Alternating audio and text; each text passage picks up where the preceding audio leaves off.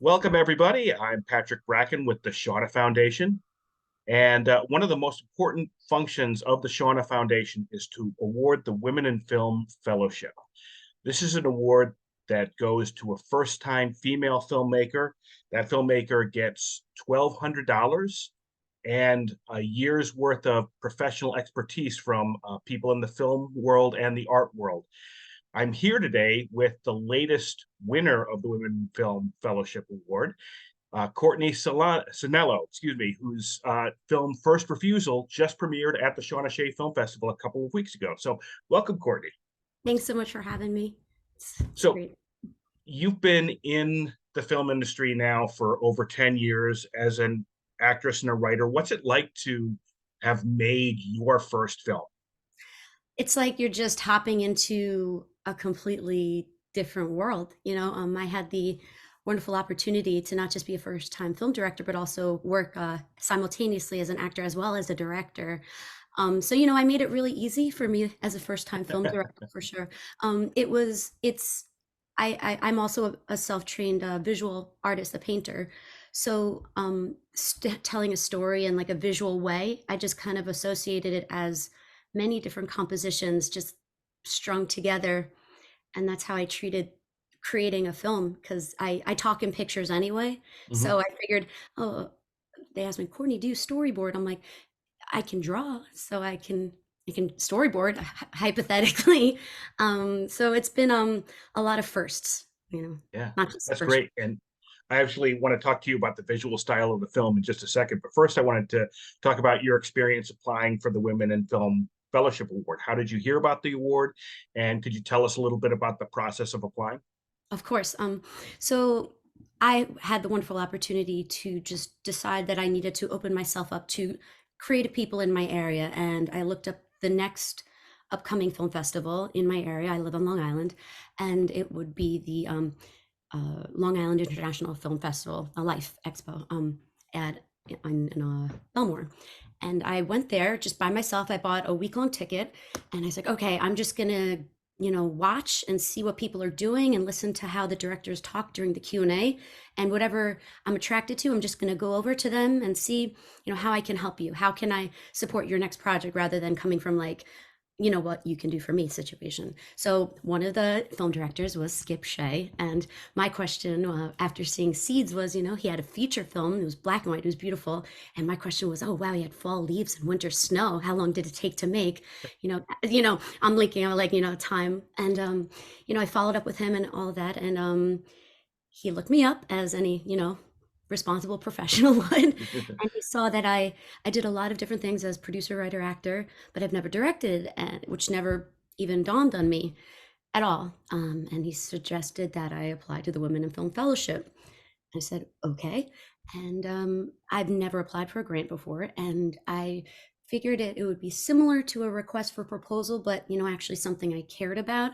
um, something rather than like, okay, this is the line item from here. So I kind of figured out, okay, so how can I best present me and apply and show essentially who are my influences in terms of directors.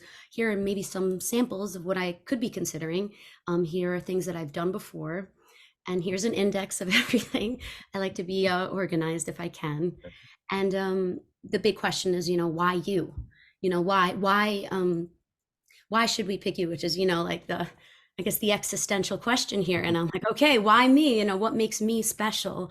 And honestly, there is really like, there's nothing that makes one special. It's really like, if you really have a vision and you really have something to say. And I guess I was unique enough to be noticed, which I'm very grateful for, because this was a whole year of just jumping into the deep end of, all right, I'm just doing it. I'm just doing it. And, that's happening. And I remember I applied, I think in July of 2022. And I definitely got a word in the beginning of September because I was driving over the border to Canada. I was like, I won. I was so excited in the back of the car, like, what's going on? So yeah, so it's a wonderful experience. I couldn't support the next winner anymore. It's definitely can be scary, but the fact that you are selected to represent and honor the life of someone such as Shauna Shea is a great honor and a great privilege, and to try your hardest and you never give up, and to be unique and be your individual self, so to speak, is kind of what pushed me along to kind of get to the finish line. I didn't really do it for Mhm. me. I really wanted to do what the foundation stands for. And, it's something greater than me, right? Because you can't just do it for yourself. I can't, Yeah. at least. Well, that was my next question. And by the way, we are going to include a link to for how to apply for the fellowship in the notes on YouTube for this video. But once you found out you got the award, how did you decide on this is the movie that I'm going to make? So I had to sit with that for time. And I reached out to a lot of individuals in the film and theater world who have a lot more experience in writing and directing and everything that I haven't done yet. And I'm used to writing like 1, 2 drafts about something. And someone said, "Oh no, what you saw at the Live Film Festival, I did at least 25 drafts." I laughed at them. I was like, "Oh no." I was like, "That's so silly." They're like, "No, you have to do more, at least 20." And I ended up doing 19. So yeah, it's had it. So going back to the question of the process was time, and I had to sit with, okay, how I wanted to not play it safe. I really wanted to open myself up and discover parts of me that maybe were I would assign as vulnerable. But if you're giving this opportunity to really just go for it, why not make it like the most creative, challenging subject matter that you could, and just and if you fail, graciously, or fail like completely. And that's my attitude about this thing. I'm like, well, they know I'm new, so let's just go for it. Like they have no expectation whatsoever. So the fact that I was not informed about timelines at all, and while people would guide me in terms of like, oh, I was like, well, I have no previous. They're like, are you nervous? I was like, how can I be nervous? I have no previous experience at this at all. This is going to be great. Like, so I had many different drafts where there was a lot of exposition and studying a lot of just the idea of negative space visually and writing wise, where I came across an article about of a female director. I had just research. I was doing a lot of research and reading and just watching films and just understanding like the why and the story, and understand like what worked as well as what didn't work. I watched not just like renowned movies, but maybe some things that were just casual. I don't know. And I learned just as much as that. And I one of the things that stood out to me is like, show don't tell, and start your story with imagery and add dialogue only when necessary. So it's like, okay, I could get behind that, sure. And that's what I did. So my 17-page script, I just excised everything that was like, this does not serve the story. If it doesn't serve the story, get rid of it and don't think about it. And my 17-page script, thank God, went down to went to 6 pages. And I said, okay, if I can control having it, we originally had 4 characters, I made it to 2. And it was a lot of checking your ego at the door. I hate using that, that saying, but it was really like, okay, I was like, yeah, but I wrote it this way and I need to show this. And I was like, but I don't, and that was that's I really had to stick to one of the good pieces of advice was, you're the leader of the ship, so you could take everyone's advice, but at the end of the day, it's really your decision, respectfully, of course. So Yeah, and you've already highlighted two of the really outstanding things about your film. One is this really nonlinear storytelling. mhm. And you're right. The film wouldn't have worked as well with a lot of exposition. It really leaves you guessing about what's going on until near the end, which I understand is based on a true story as well. Yes, it Yeah. is, it is, yes. And um, it's also got this amazing visual style. You mentioned you were a visual artist, and it really feels like the individual scenes are like composed like a painting. Was that intentional? How did you do that? Yeah, that was, those, I there was one way that was going about it, and we originally started shooting in my house, but then I understood the limits of walls. I can't really paint my parents' wall green or red or blue, and I can't really knock down the walls because they're weight bearing, of course, because that's important. So I ended up building sets with my father in the middle of the summer, learning how to make theater flats, and all the interior scenes you see are actually inside my garage. So I was like, oh, why do I have to do three different scenes? I could just have one flat with three different convertible rooms, so to speak. And with the direction of my director of photography, Carolyn Mareko Stuckey, she described, what were some of the good things during our walkthrough, like some of the things that could be added in terms of like texture and like, while it didn't really look so, I'm not a glitter person, right? I'm not a glitter person at all. So I'm like, oh, glitter on the walls. Like, oh no, she's like, no, no, trust me. It'll read differently on camera. And so someone as experienced as them would be, it would be not really too helpful to be like, no, I'm going to just play it safe and just do banana yellow walls. So a lot of the symmetry or asymmetry was absolutely intentional, and came from a painterly idea as well as an economical way. So having the limits of an 8 foot by 8 foot space in my garage limited the number of walls, as well as having the option to have camera angles and light. Imagine that in a garage, right? Would be advantageous. So, you can actually, move the flats. And so I had a little training session with the PAs on like how to lift the flats. And I had a little organization space of all the different props because there were 12 people in my garage. And me having to explain this the day of the film and the shoot would be, I couldn't be open to that. I wouldn't be present enough to help somebody. It's not fair. It's not fair to be like, okay, so here's the picture and it's paint by number, just go.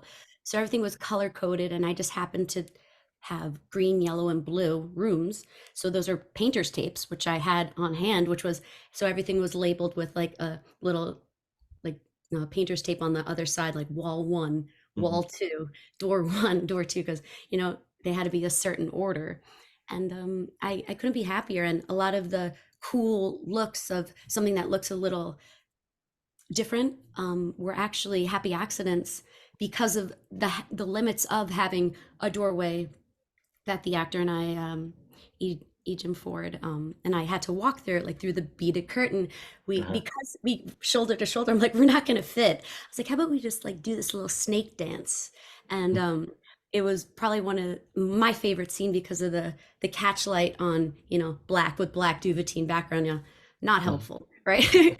But the wonderful gaffer, Eric Richardson, he was able to, just backlight the hair just a little, so there was like a purple bounce, and seeing the still of that, I was like, yes. I was like, that's it. That's the cool thing. And also, I wanted to treat this as if I was using regular film. Only 1 to 2 takes. Did I achieve that? No. Was I open to it? Yes. Okay. But hopefully the next time around, I'll be able to treat it as such, because Well, yeah. yeah. Speaking of next time around, um, uh, are you have you got the bug now? Or are you going to be making more films? And also, what's next for First Refusal?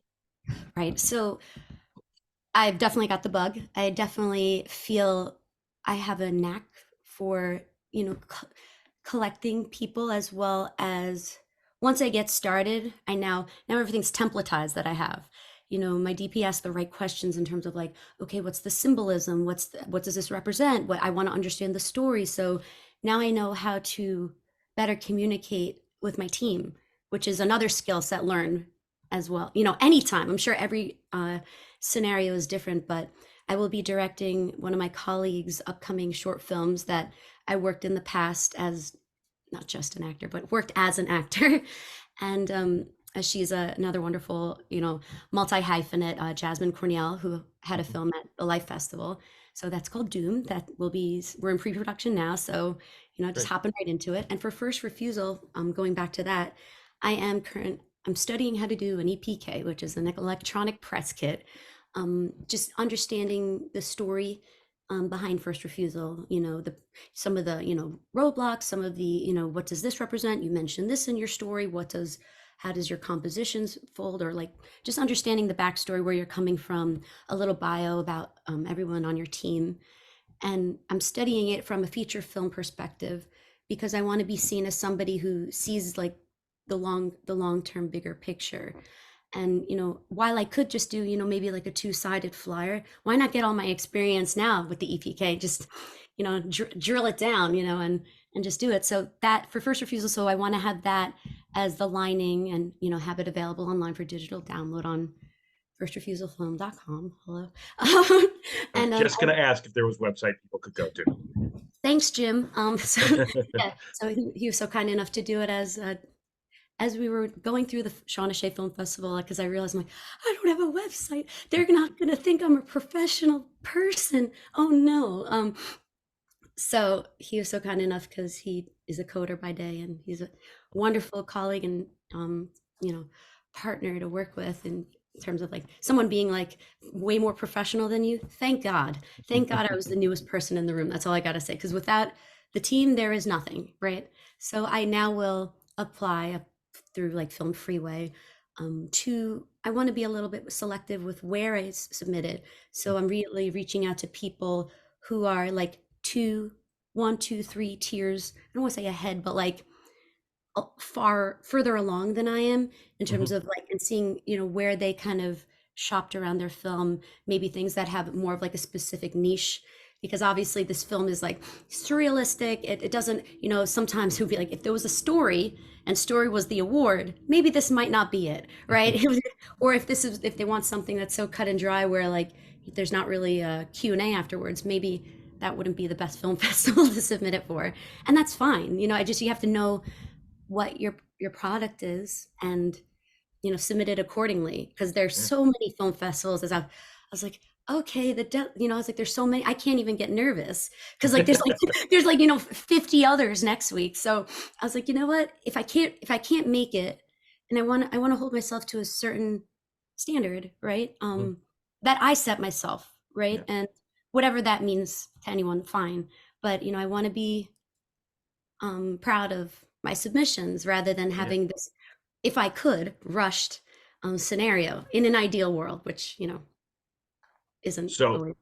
if people want to see First Refusal, can you give the website again? I assume when you get accepted to some of these film festivals, you'll put some notification there.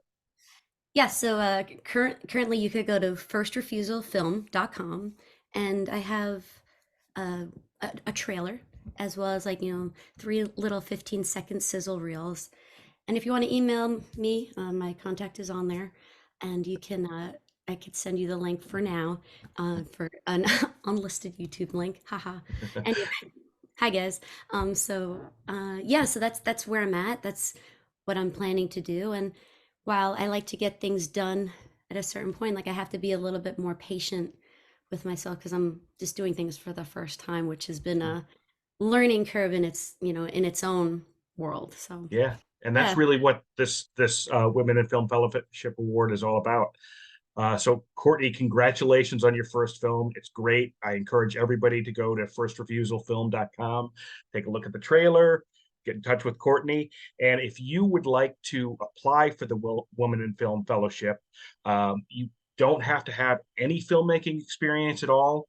You just have to be a female filmmaker who's got a passion for the art form. And we'll include a link to how to apply in the notes on our YouTube page for this interview. So, Courtney, thanks again for joining us, and congratulations on your first film. Thanks so much. I really appreciate you having me, and getting to know me a little bit better. So thank you.